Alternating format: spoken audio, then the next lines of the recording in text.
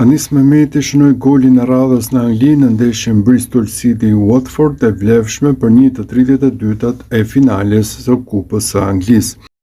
Goditje e saktë e sulmuesit Kuqezi u shënua në minutën e 37 duke qenë dhe i fundit për pjesën e parë. Sa i takon golave, Mehmeti ka bërë një paraqitje mjaft të mirë pasi në 26 sfidat ku ka luajtur ai ka shënuar 8 gola dhe gjithashtu ka dhënë edhe 6 asis në të gjitha kompeticionet.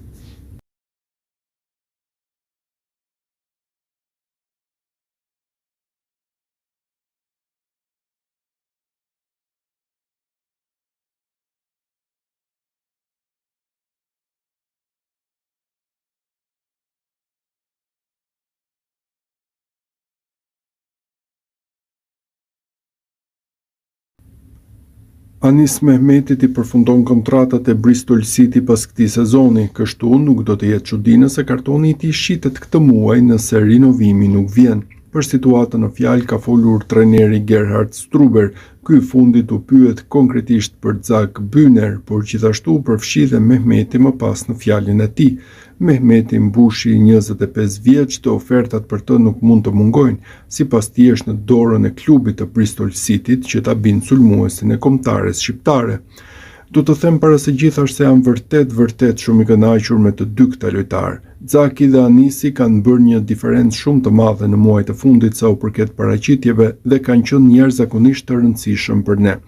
Sidomos Zaki, ai është fytyra e klubit, është rritur këtu dhe ka kaluar një periudhë shumë të rëndësishme në këtë klub. Sigurisht dëshira ime e madhe është që të arrijmë një marrëveshje për kontratën dhe do të thosha se Zaki ka aktualisht një ofertë vërtet të mirë në tavolinë. Të njëjtën gjë mund të them dhe për Anis Mehmetin. Ata e dinë çfarë kanë këtu me ne, me këtë klub. Ata e dinë gjithashtu se si përshtaten me identitetin tonë të futbollit dhe mendoj se në shumë drejtime do të isha i lumtur, por edhe ata do të ishin të lumtur nëse vazhdojmë këtë rrugë dhe këtë projekt të për pak më gjatë.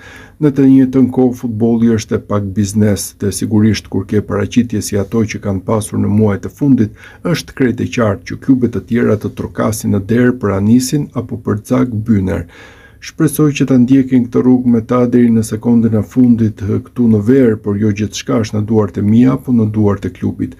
Gjithsesi shpresoj për këtë dhe shpresoj që të kemi një periudhë të suksesshme në muajt e ardhshëm.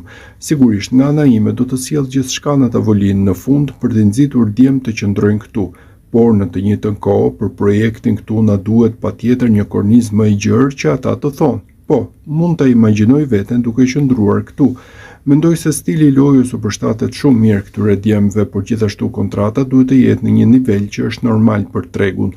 Në këtë mënyrë sigurisht duhet të merremi me kontrata me shifra të ndryshme dhe shpresojmë që t'i mbajmë ata këtu, u shpreh trajneri i Bristol Cityt.